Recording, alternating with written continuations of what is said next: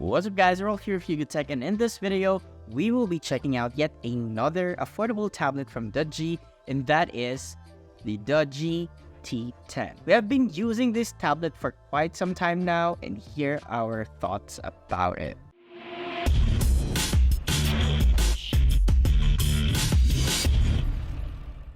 Starting with the design, the DOOGEE T10 boasts an aluminum material for both its frame and the back panel, immediately making this tablet look and feel a bit more premium. Now at the back, we have a DOOGEE logo found at the center, as well as the rather familiar, slightly protruding dual camera layout with an LED flash. In landscape orientation, as this device is meant to be used that way, we will see the camera placement at the top of the frame, as well as the 10.1-inch IPS LCD panel, which we'll be exploring more later. Now checking out the buttons and ports, on the left side we have the 3.5mm headphone jack, sleep wake button, as well as the volume rocker. In addition to that, we do also have here a pinhole for the microphone, as well as a USB Type-C for charging port. Overall, the design of the DOOGEE T10 looks fairly premium, though it is a little hefty at 570 grams. Now when it comes to the display, as I mentioned earlier,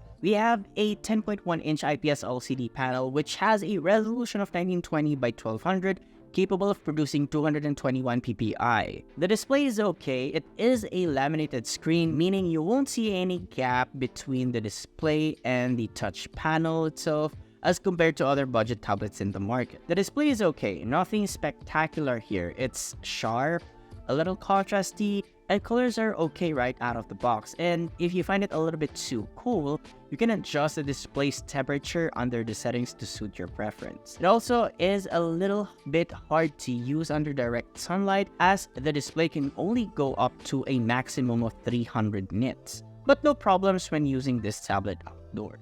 Now watching content on this tablet is average. You get a full HD display, so watching online content here will be as good as you can get at this price point. Since the display is an LCD panel, you cannot get as deep blacks as you would on an OLED panel, but that's fine considering the price of the DOOGEE T10. The speakers, on the other hand, is loud, though the sound leans towards highs and mids, making the sound a little bit tinny. But on the contrary, the speaker placement is perfect, as you won't have it locked easily. Now for performance, the DOOGEE T10 has a Unisoc T606 12nm processor coupled with a Mali G57 GPU, 128GB of expandable memory, and 8GB of onboard RAM, which can be extended up to an additional 7GB, giving you a total of 15GB of working RAM. Performance is okay given its processor. Sure, it isn't the newest mid-range chip from Unisoc, but given its age, the DOOGEE T10 runs perfectly fine when switching to multiple apps or casually browsing the web. Now gaming, on the other hand, is subpar. This is where the T10 struggles a bit. When playing graphically intensive titles like Genshin Impact or Asphalt, even ML, you will notice a few hiccups here and there, and if you try lowering the graphics settings to medium, even at low graphics settings, there's still moments where performance is choppy. If you are interested in numbers, here are the scores that we got using our usual benchmarking apps.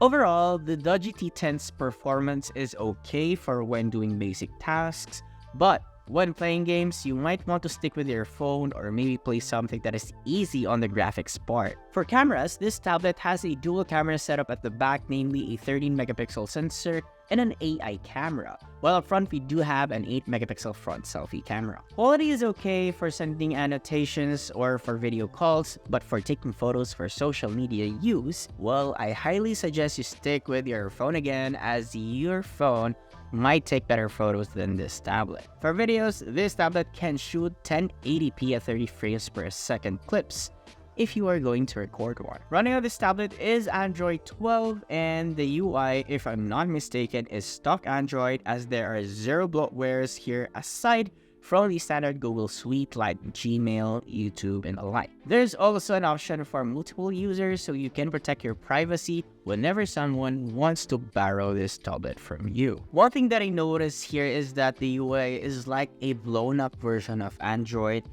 What I mean here is that look at this. There's no dual view on settings.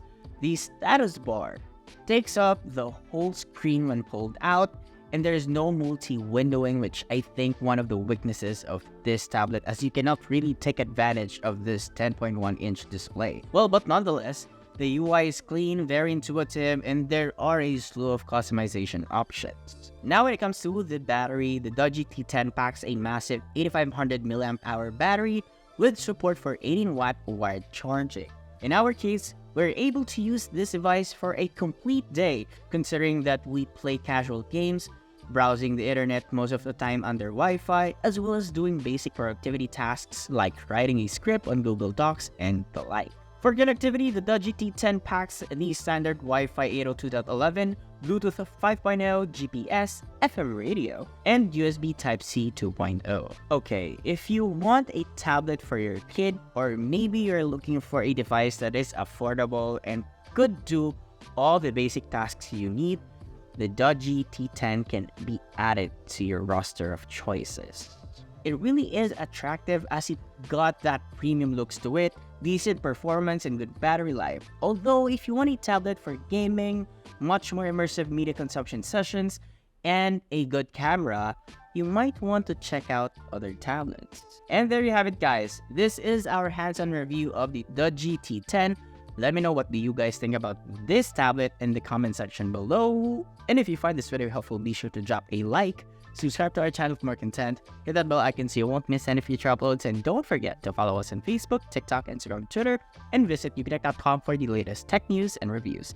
Once again, this has been Arel, and I'll catch you guys in the next video.